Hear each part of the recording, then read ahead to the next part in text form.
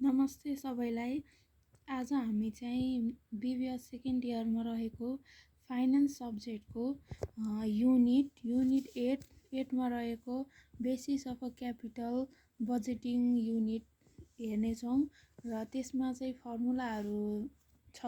केही फर्मुलाहरूबाट हेर्न सकिन्छ र यो च्याप्टर चाहिँ 15 मार्क्समा आउने गर्छ एक्जाममा। यो चाहिँ 15 मार्क्समा आउँछ जहिले पनि र यसमा चाहिँ फर्मुलाहरू धेरै छैन, तर बुझ्यो भने चाहिँ एकदमै सजिलो छ यो च्याप्टर चाहिँ। तर बुझ्न चाहिँ पर्यो हैन। तर म चाहिँ यहाँ बुझाउने कोसिस गर्छु हजुरहरूलाई। मैले जानेको जति बुझाउन ट्राई गर्छु। हजुरहरू पनि बुझ्नु होला र बुझे मार्फत कमेन्ट बक्समा कमेन्ट गरिदिनु होला। ढिला नगरिकन अब फर्मुलातर्फ जानेछौँ। फर्स्टमा हुन्छ प्लेब्याक पिरियडमा पनि हामीलाई क्वेसनमा इक्वल क्यास फ्लो र अनइक्वल क्यास फ्लो वा अनइभन क्यास फ्लो दिएको हुन्छ क्वेसनमा सधैँ पनि।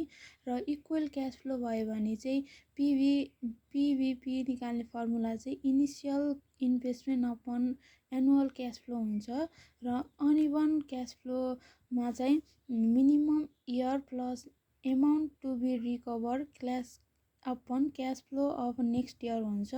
र नेट प्रेजेन्ट भ्यालुमा पनि इक्वल क्यास फ्लो र अनइक्वल क्यास फ्लो हुन्छ।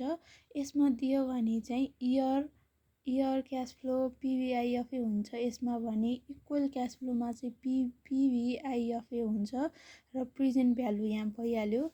र यो चाहिँ यसो हेर्ने मात्र कोसिस गर्नु र हामी चाहिँ आगामी आउने क्लासहरूमा चाहिँ हामी क्वेसन एन्सरबाट हजुरहरूलाई बुझाउने कोसिस गर्छु। र अनइक्वल क्यास फ्लोमा चाहिँ इयर भइहाल्यो, क्यास फ्लो भइहाल्यो र यहाँ चाहिँ पिभिआइएफ मात्र हुन्छ। पिभिआइएफ चाहिँ हुँदैन, अरू त सेम हो।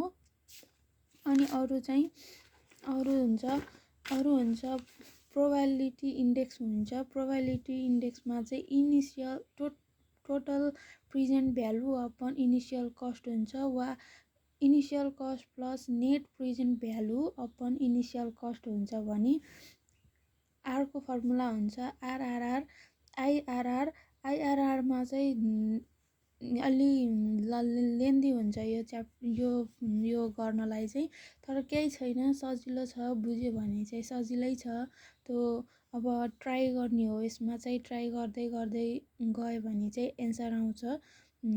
यसमा चाहिँ आइआरआर निकाल्ने चाहिँ lower rate plus lower rate factor minus factors upon lower rate factors minus higher rate factors ब्राकेटमा higher rate minus lower rate हुन्छ। र आरको फर्मुला चाहिँ त्यसकै आइआरआरको lower rate plus NPV at lower rate upon NPV at lower rate minus NPV at higher rate हुन्छ र higher rate minus lower rate भइहाल्यो। यो फर्मुला अब अर्कै तरिकालेबाट हो। यो दुईटा मात्र सम्झे मात्र हुन्छ। अहिले चाहिँ यो दुईटा मात्र, यो चाहिँ अर्कै तरिकाबाट गर्ने हो। यो चाहिँ त्यति इम्पोर्टेन्ट छैन। यो हेरे नि हुन्छ, नहेरे नि हुन्छ। अहिलेलाई यति नै। यो च्याप्टरहरूको फर्मुलाहरू सार्नु होला।